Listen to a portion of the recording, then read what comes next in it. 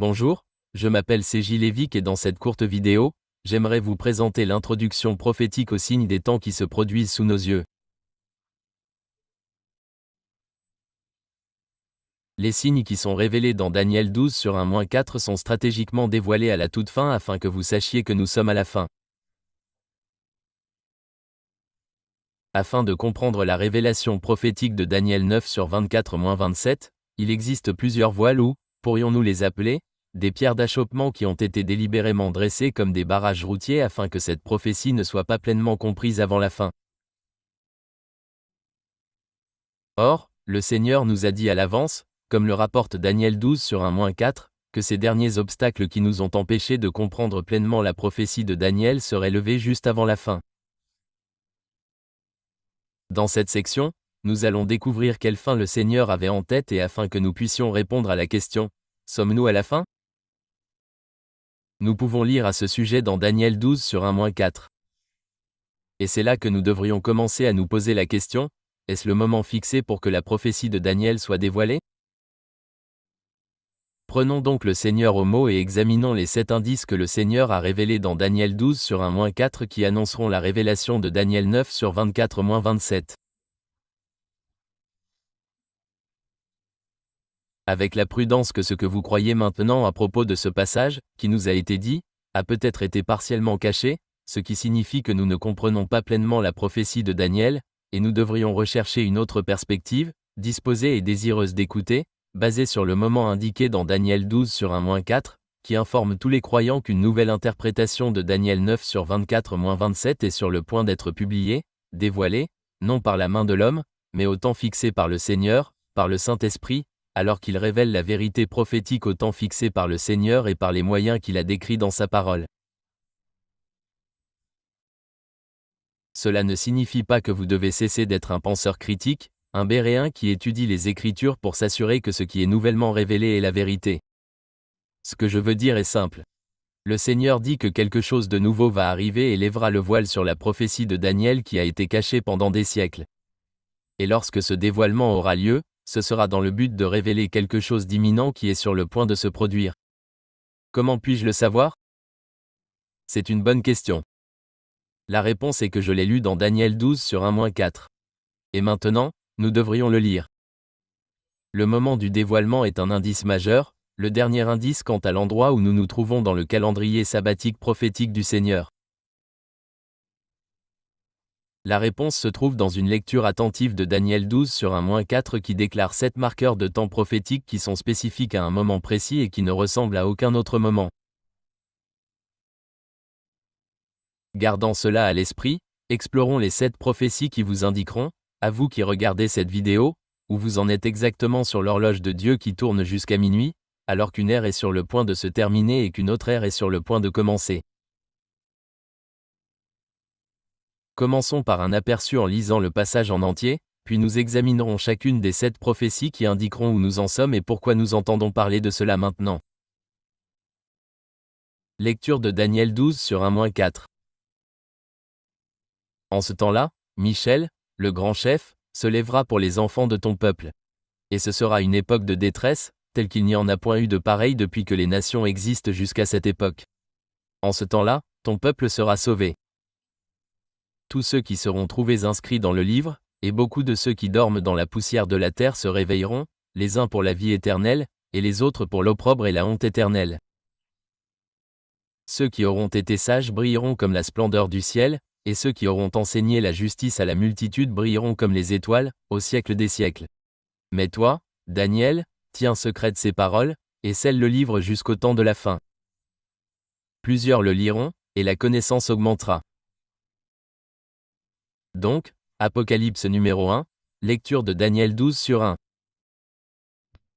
Ce sera le moment où Michel l'archange, le prince guerrier que le Seigneur a chargé de protéger Israël de ses ennemis, sera appelé à être en service.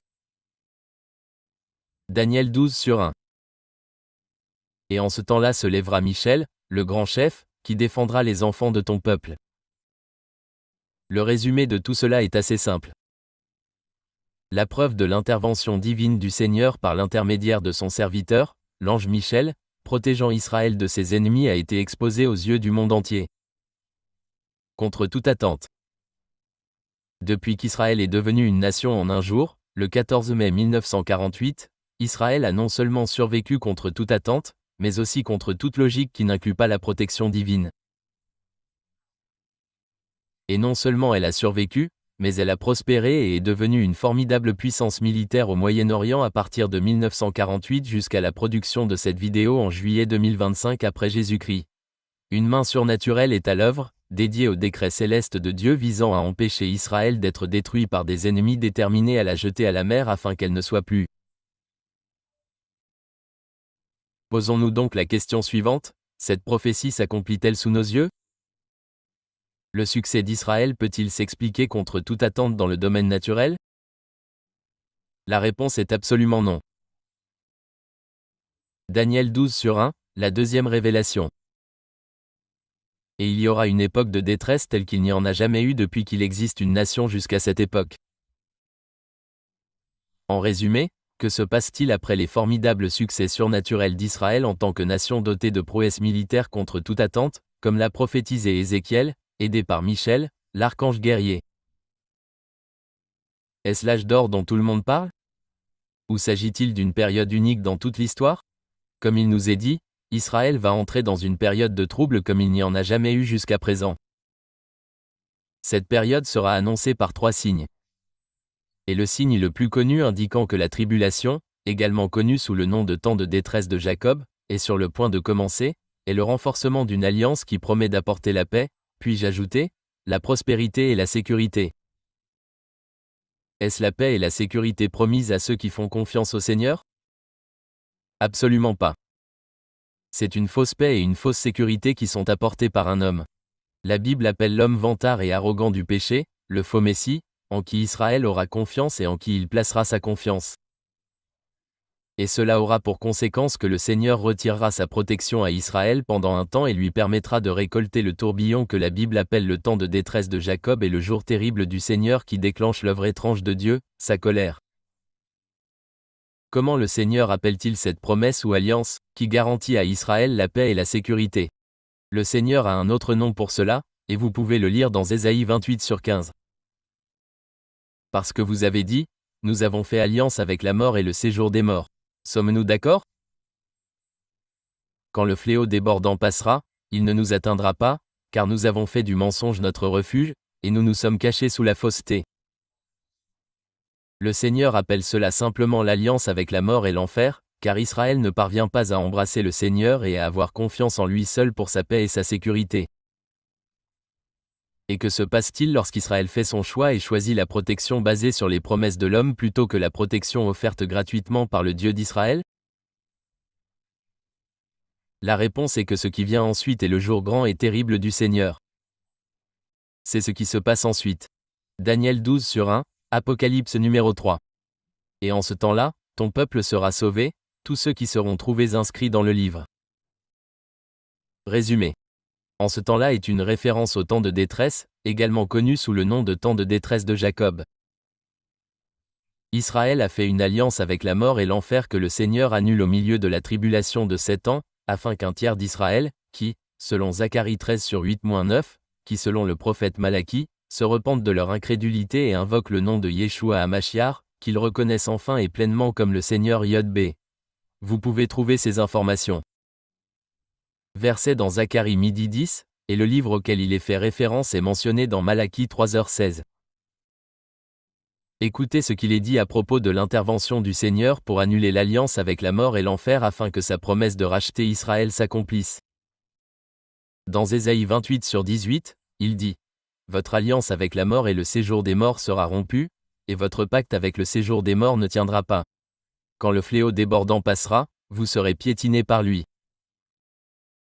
Daniel 12/2, Apocalypse numéro 4.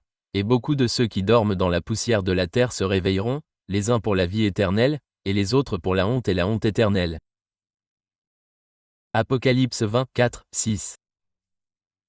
C'est la première résurrection qui a lieu à la fin des 2520 jours, 7 ans de la période de détresse de Jacob, au cours de laquelle les croyants et les incroyants sont ressuscités. Certains pour la vie éternelle qui entrent dans le règne millénaire du royaume du Christ, et certains pour la honte éternelle. Apocalypse numéro 5 se trouve dans Daniel 12/3. Et ceux qui auront été sages brilleront comme la splendeur du firmament, et ceux qui auront enseigné la justice à beaucoup brilleront comme les étoiles, au siècle des siècles. Résumé. Il s'agit de ceux que le Seigneur utilise pour apporter le message de l'évangile du royaume et du fait que Yod-Vei est le Seigneur Dieu pour Israël pendant la période de détresse de Jacob. Et ils seront élevés et non seulement recevront la vie éternelle, mais ils brilleront comme le soleil. Dans Daniel 12/4, nous trouvons l'Apocalypse numéro 6.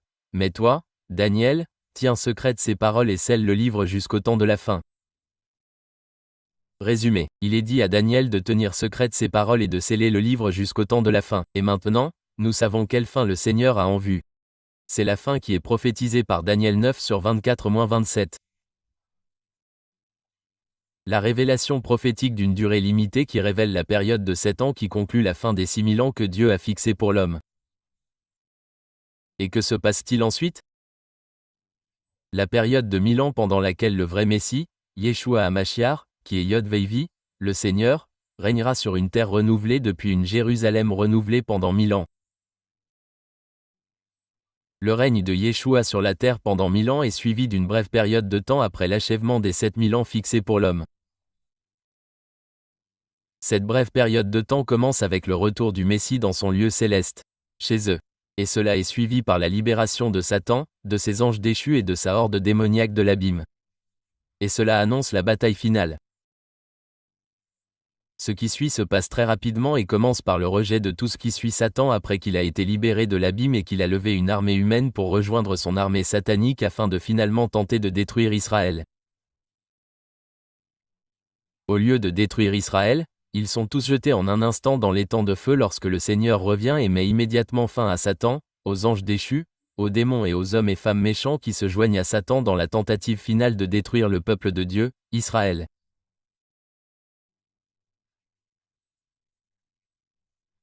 Cette élimination partielle des injustes iniques est suivie du jugement du trône blanc, dans lequel tous ceux qui ont rejeté le témoignage de la création, qui ont choisi de croire aux fables fabriquées par les hommes déchus et les scribes des mensonges sataniques, qui, par leur propre choix, ont rejeté la révélation du Dieu de la création et, par défaut, ont rejeté l'offre de pardon et de réconciliation du Créateur basée sur l'œuvre achevée du Seigneur Yod-Vap, qui était révélé au monde comme Yeshua, l'homme dont le nom signifie salut, qui était aussi Yod-Vei, le Seigneur. Ce jugement final de ceux qui ont rejeté le Dieu de gloire inaugure la promesse finale, le jubilé final, lorsque le Seigneur créera un nouveau ciel et une nouvelle terre et qu'une Jérusalem céleste descendra du ciel comme pièce maîtresse de la nouvelle terre, tout comme il est prophétisé dans Daniel 9h24. Daniel 12/4, Apocalypse numéro 7. Plusieurs courront ça et là, et la connaissance augmentera. Résumé. Et tout comme le verset de Daniel 12/4 commence par la notification que la révélation doit être scellée, il se termine par la notification qu'à une époque où les choses se passent rapidement, et la prévision que la connaissance prophétique augmentera, avec la qualification supplémentaire que cela arrivera à une époque où beaucoup de ceux qui s'intéressent à la prophétie vivront à une époque où ils pourront courir ça et là. Et par là, il est dit que la connaissance prophétique augmentera à l'aide d'un moyen que le monde ne pouvait même pas imaginer jusqu'à ce que l'explosion de la technologie fournisse les moyens de se déplacer. À la vitesse de l'éclair à travers la Bible, avec des outils de traduction jamais imaginés auparavant, à la portée des jeunes détectives bibliques que le Seigneur appelle simplement les nombreux. Mettant en avant la prévision prophétique qui indique que les hommes augmenteront en connaissance prophétique à la vitesse de la technologie moderne, inaccessible à toute autre génération. Lorsque vous ajoutez cela au marqueur temporel prévu par Yeshua, on vous dit qu'il arrive à un moment où les choses s'accélèrent. Cela ne devrait vous laisser aucun doute quant à la proximité du temps des troubles de Jacob qui sera précédé par l'enlèvement de l'Église.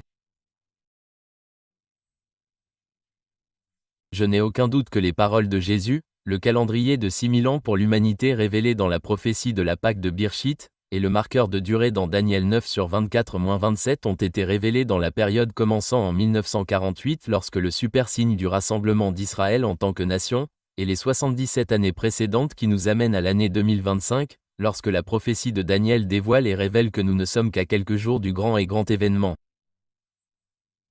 Terrible jour du Seigneur, je crois que cela commencera comme le 70e jubilé, qui, selon les prophéties, commencera en 1406 AV. JC, quand Israël entrera dans la terre promise, et se terminera en octobre 2025. C'est peut-être votre dernière occasion de réclamer la promesse faite à toute l'humanité, y compris vous. Reconnaissez votre condition de fils ou de fille pécheur du premier Adam et recevez le don gratuit de la grâce de Dieu. Les richesses de Dieu aux dépens du Christ, fournies gratuitement par le dernier Adam dont le nom est Yeshua HaMashiach.